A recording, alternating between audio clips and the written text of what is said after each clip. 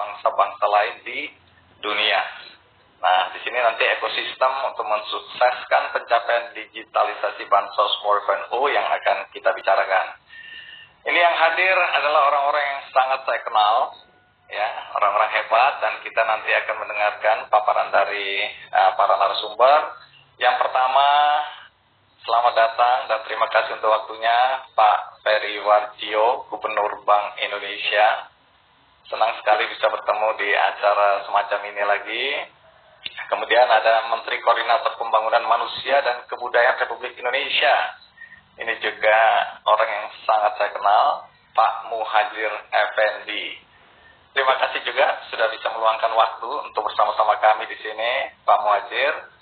Dan kali ini juga ada Ibu Tri Risma hari ini, ya, Ibu Risma. Tapi nanti kita lihat karena Bu Risma saat ini dalam posisi menuju atau berada dalam konteks untuk membantu saudara-saudara kita yang saat ini berada di NTT yang mengalami musibah. Tapi Bu Risma berjanji atau berusaha akan bergabung dengan kita. Kita harapkan waktunya bisa, tapi ada panggilan yang lebih penting. Nanti kita akan lihat dalam perjalanannya. Dan kemudian tentu saja seorang tokoh yang sudah sangat kita kenal bersama-sama. Kali ini posisinya adalah Menteri Perencanaan Pembangunan Nasional Republik Indonesia, Kepala Badan Perencanaan Pembangunan Nasional atau Bappenas, Pak Soeharto Monoarfa. Ini tokoh yang juga sangat kita kenal, ya, punya reputasi panjang sebagai tokoh di Indonesia. Nah, sebelum kita mulai, mari kita lihat bumper berikut ini.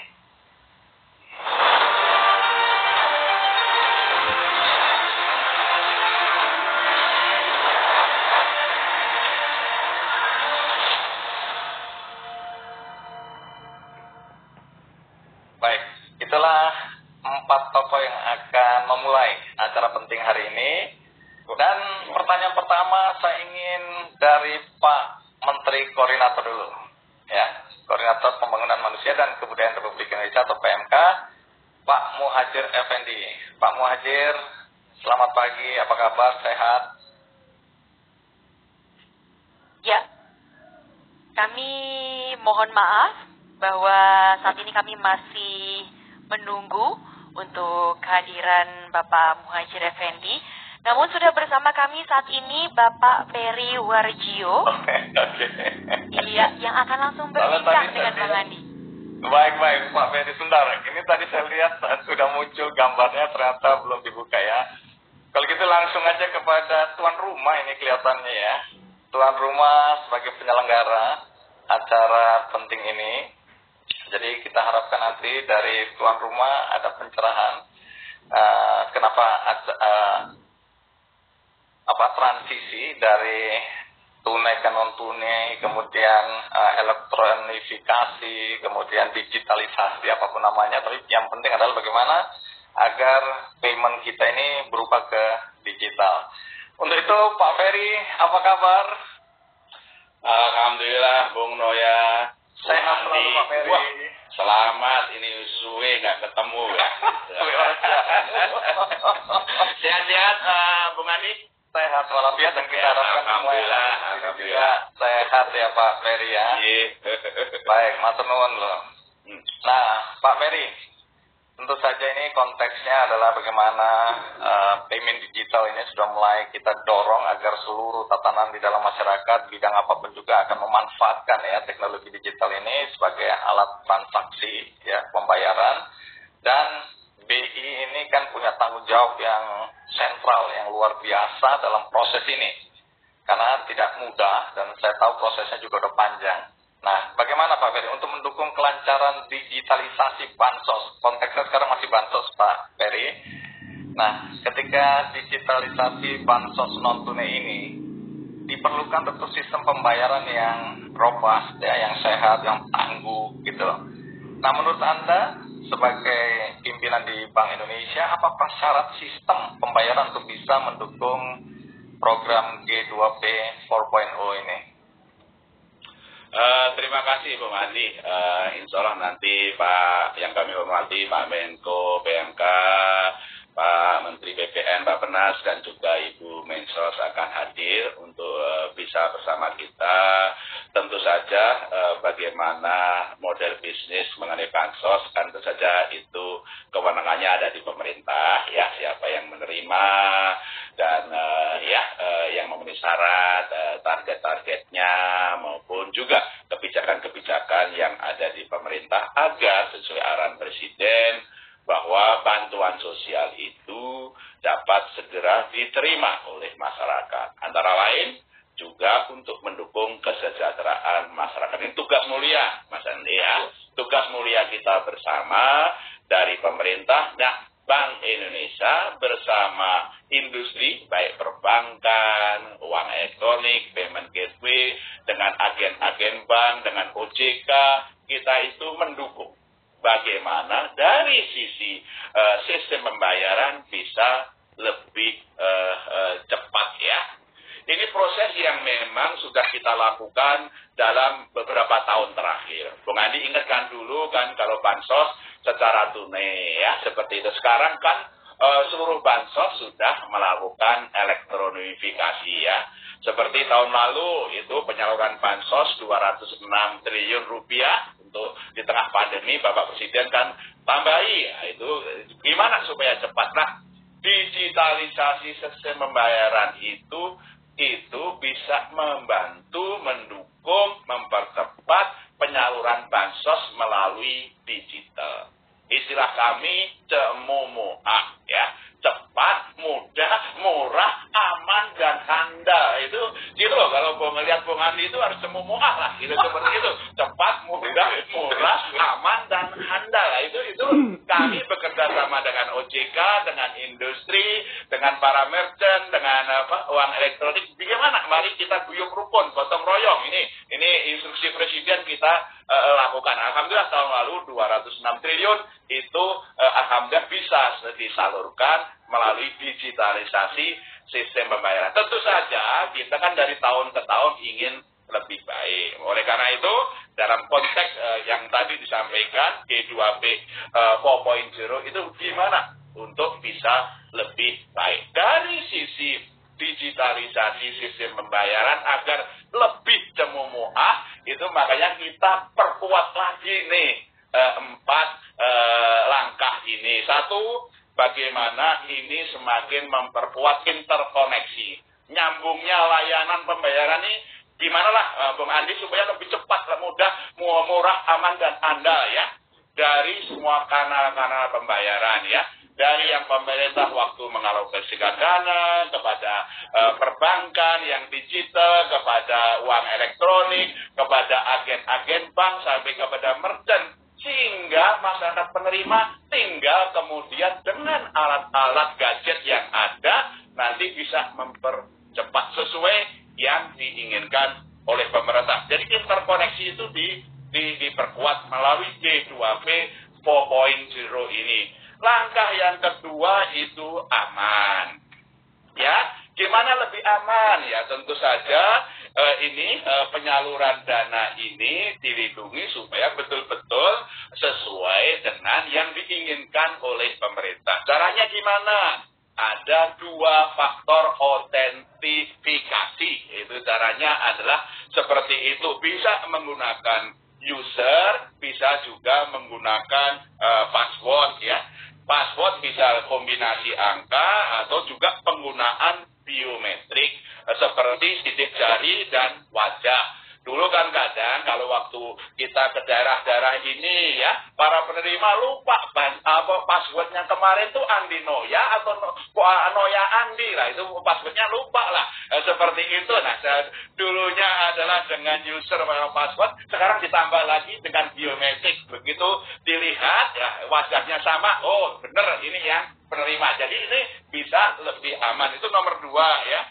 Yang kedua itu channelnya ini untuk pembayaran itu juga sekarang diperluas, yang kita sebut multi channel pembayaran, ya. Dulunya pakai kartu, kita perluas juga dengan HP, ya, seperti itu. Sekarang tambah lagi Bung Andi dengan QR Indonesian Standard. Itu kan ada barcode QR Indonesian Standard ya. Penerima itu kemudian dengan suatu barcode QR Indonesian Standard ini tinggal dudul aja nih Bung Andi, dudul gitu, begitu itu sudah memang sudah terkonfirmasi langsung bisa keluar dananya. Itu makanya multi channelnya juga diperluas, tidak hanya dengan kartu, tidak hanya dengan HP, tapi juga dengan QR Indonesian Standard. Seperti tadi loh, Pak petani yang di tengah sawah tadi pegang HP, menunjukkan QR Indonesian Standard sambil nyangkul, dapat bansosnya lah. Itu seperti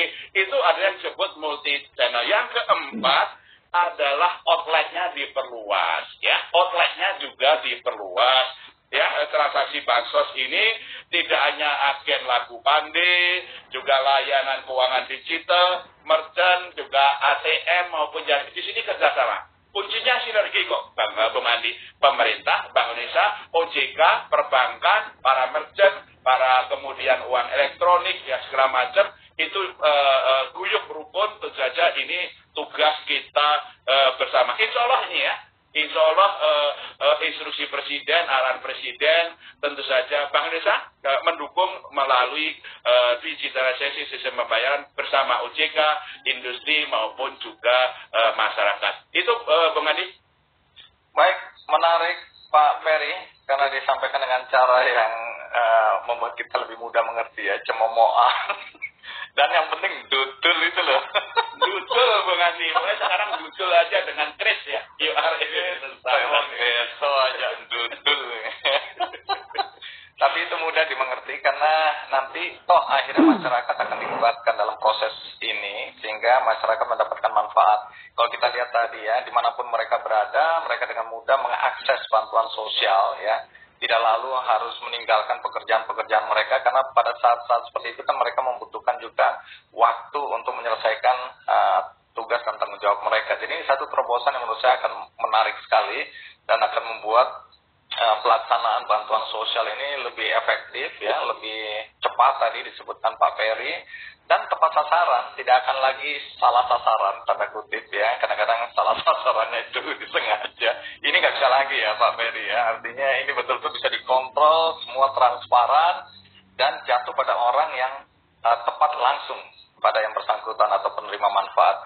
Terima kasih untuk pembukaan awalnya Pak Ferry. Nah, saya nggak tahu Pak Muhajir sudah bergabung atau belum. Saya nggak bisa lihat di sini. Terlalu banyak orang. Ya, Bang Andi masih ada waktu juga masih mau berdiskusi dengan Pak Ferry karena memang masih ada waktu sambil menunggu para narasumber lainnya. Silakan dilanjut, Bang.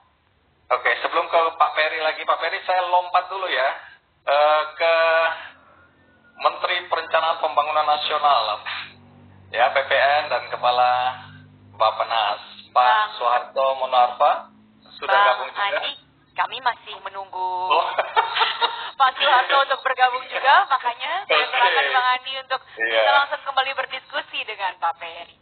Baik, ini bukan berarti keadaan darurat ya Pak Ferry ya, kalau menteri-menterinya dalam posisi sibuk sekali. Baik Pak Ferry, ini bagus juga, sehingga kami bisa punya waktu untuk mendengarkan lagi paparan dari Pak Ferry ya. Karena yang jadi pertanyaan berikutnya tentu adalah sejauh mana ini ekosistemnya itu sudah terbentuk sehingga apa yang Pak Ferry sampaikan tadi itu bisa kemudian dieksekusi atau dilaksanakan. Seberapa jauh kesiapan dari sistem pembayaran ekosistemnya ya dalam ekosistem pembayaran menuju inisiatif G20 4.0 ini Pak Ferry. Bung Andi, kesiapan ekosistem itu sudah kita bangun dalam beberapa tahun terakhir. Yang kita maksud ekosistem itu kan bagaimana ya, pemerintah kan akan menentukan anggarannya berapa ya, siapa yang berhak menerima, bentuk dari bantuan sosialnya apa, apakah PKH, apakah dalam bentuk yang lain, apakah ya, sembako, ataupun juga di bidang pendidikan, segala macam. Itu kan itu adalah kebijakan pemerintah ya, mengenai anggarannya, jumlahnya, kemudian penerima, target penerima, dan di daerah mana. Nah, tugas kami bersama OJK sama industri itu adalah bagaimana begitu sudah diputuskan oleh pemerintah ekosistem dalam proses pembayaran itu yang cemuah tadi. Itu gitu loh. Bisa cemuah sambil dudul, sambil bekerja itu bisa cepat, gitulah tugas kami bersama OJK, bersama industri dilakukan. Ini kita ekosistemnya kita sudah bentuk, cuma yang kita inginkan kita perkuat, kita perluas ya.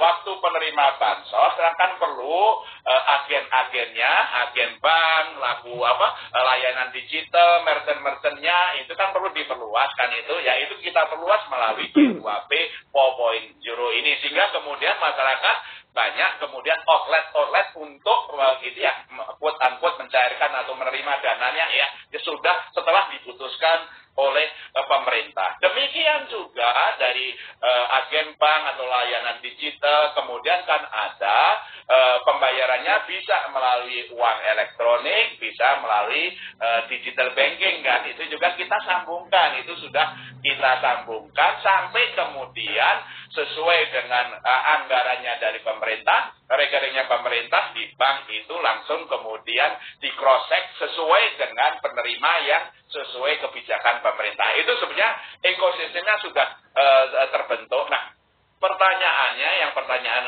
Bung Andi, gimana bisa nggak Pak Gubernur, Pak Ferry ya? Ini kita kan kawan udah lama ya, seperti itu ya. Dulu sering nongkrong bersama lah sama Bung Andi lah, seperti itu. Masih kan Bung Andi ya, kita dulu sering nongkrong lah. Ini gimana bisa lebih cepat itu gimana lah gitu lah. Sehingga di kami di dalam kebijakan sistem pembayaran atau percepatan digitalisasi pembayaran kan kami ada blueprint sistem pembayaran Indonesia. Itu untuk mempercepat. Nah, caranya gimana? Ya itu tadi yang pertama itu kita QR Indonesian Standard. Itu bisa cepat kan itu dan alhamdulillah Bung Andi di balik pandemi itu akseptasi atau preferensi masyarakat untuk menggunakan layanan digital sistem pembayaran semakin tinggi dan dipermudah dengan QR Indonesia Standard. Nah itu tahun lalu alhamdulillah itu 5,2 juta merchant sudah tersambung. Tahun ini bersama industri, bersama pemerintah termasuk juga dalam gerakan nasional bangga buatan Indonesia targetnya 12 juta merchant. Wah, ya. Itu sehingga bisa itu lebih luas, itu juga bisa digunakan merchant-merchant itu dengan QR Indonesia Standard untuk kanal untuk menyalurkan bansos itu ya, QR Indonesia Standard dengan target 12 juta merchant. Yang kedua Bung Andi, itu adalah kami sedang membangun fast payment, BI Fast. Ini akan mengganti, insya Allah dalam 3 tahun ke depan, mulai tahun ini akan menggantikan sistem clearing nasional Bank Indonesia. Bung Andi masih ingat kan, kalau clearing itu ada wholesale nilai besar RTGS, Real-Time Gross Settlement, ada yang sistem clearing nasional BI. Itu sekarang itu sehari itu kan per jam itu bisa diselesaikan. Itu yang sekarang akan kami ganti yang retail ini melalui BI Fast. Jadi ini 24/7, nggak pernah tidur, nggak pernah ini. Dan seketika ini Bung Andi. Jadi mau pagi, siang, malam, ya seperti itu sambil ketemu Klompen Capir atau Gapoktan ketemu, itu juga segera selesai dengan dengan BI Fast ini. Ini kami dukung seperti itu. Lanjutnya apa? Nah, layanannya dari digital banking, dari perbankan, dari uang elektronik, dari payment gateway, kami sambungkan dengan konsep Open API, Application Programming Interface. Kami sedang membangun bersama industri standar-standar Application Programming Interface yang nanti apakah mau dilayani oleh digital bank, apakah mau dilayani payment gateway, apakah mau dilayani uang elektrik, itu mempunyai standar yang sama. Sehingga itu menyambungkan koneksinya lah seperti itulah. Itu beberapa yang kita lakukan dan juga tentu saja kami juga memperkuat untuk nanti masalah keamanannya maupun yang lain. Jadi Bung Andi, ekosistem itu sudah terbentuk, justru kita melalui G2P 401 bersama industri, bersama OJK, ini betul-betul bagaimana tadi memperkuat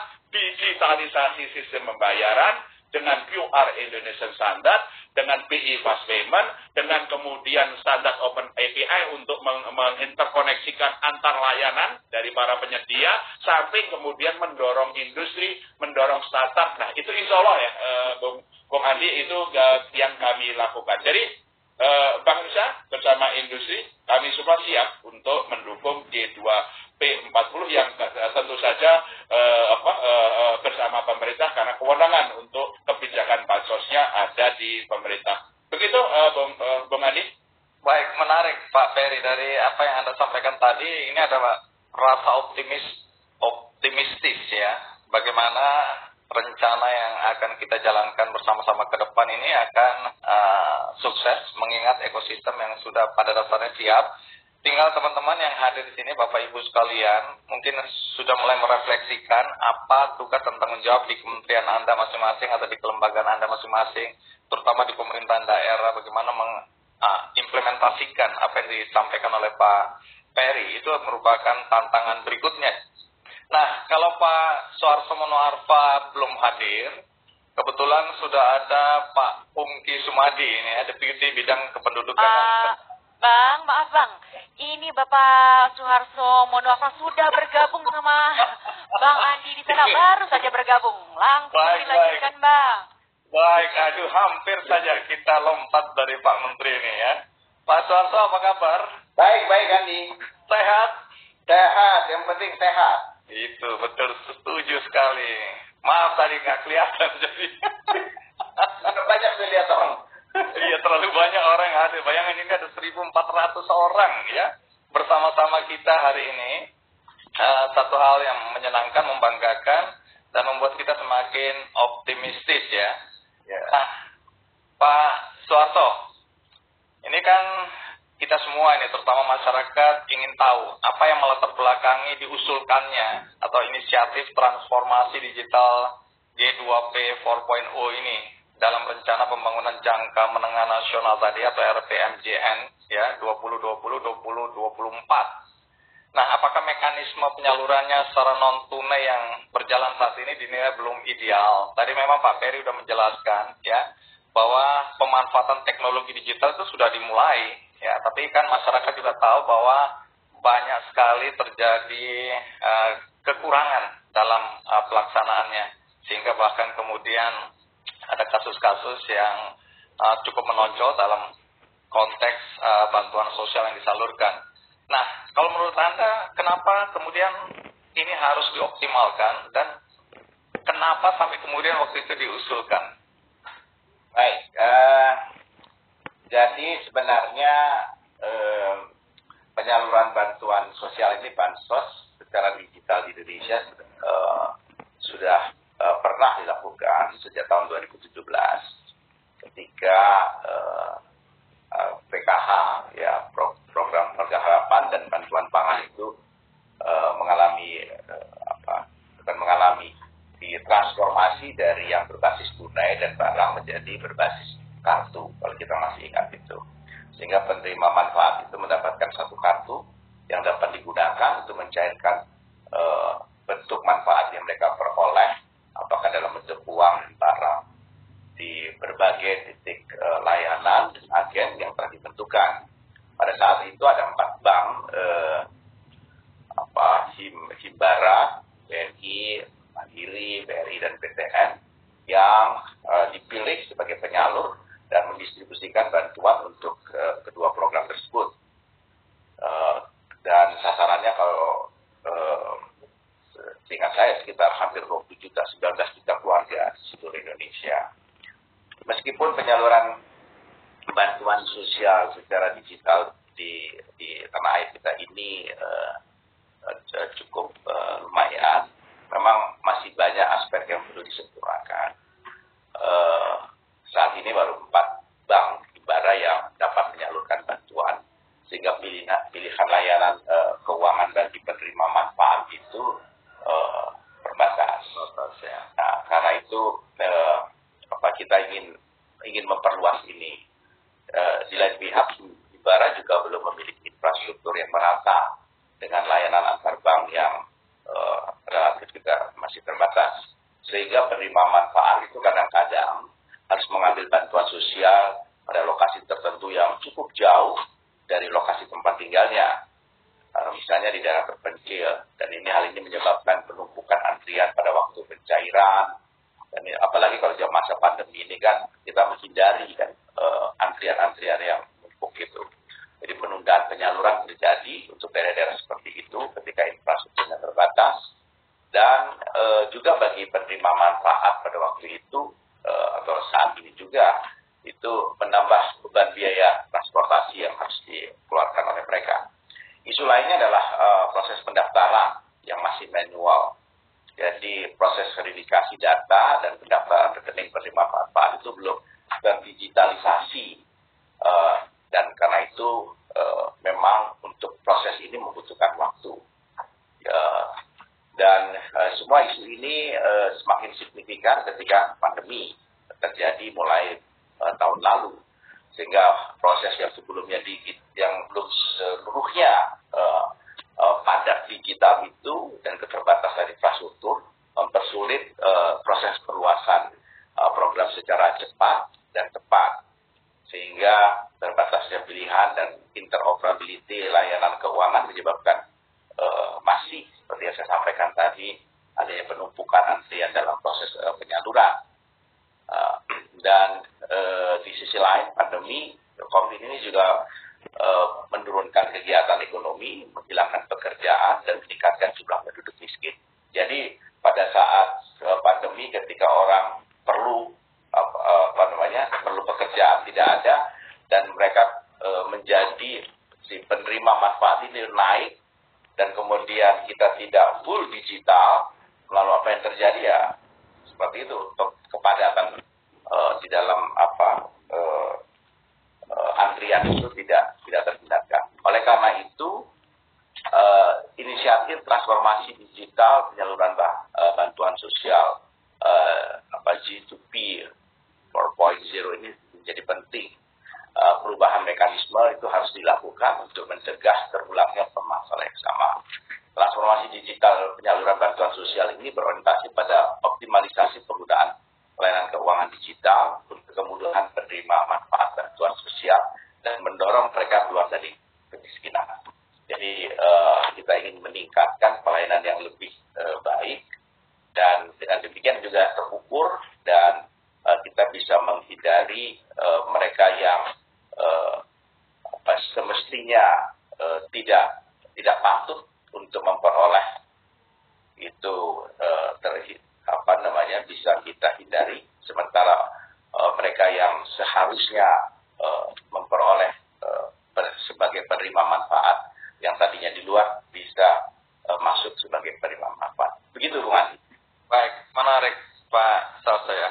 Tapi kan tentu kalau kita pakai logika berpikir masyarakat umum ya, teknologi ini kan membutuhkan dukungan infrastruktur. Lepas dari kita tahu pemerintah sekarang lagi betul-betul mengakselerasi pembangunan infrastruktur agar internet masuk desa melalui Palaparing misalnya, itu luar biasa sekali.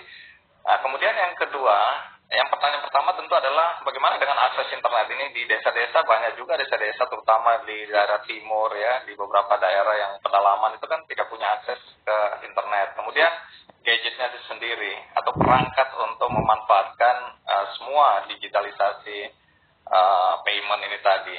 Nah, bagaimana sikap pemerintah dalam konteks ini? Apakah ini dalam masa transisi dibutuhkan jangka waktu tertentu agar ada waktu di mana masyarakat masih bisa menerima tunai, tapi kita dorong ke arah non-tunai atau digital payment ini, Pak Suarso?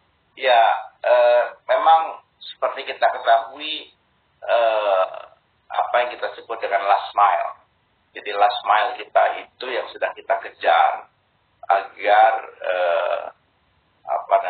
infrastruktur dalam untuk kebutuhan digital ini bisa sampai ke desa-desa ya di ujung.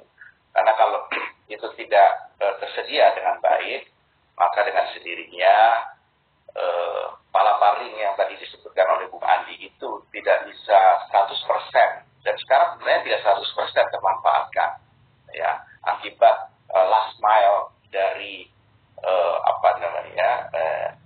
dari infrastruktur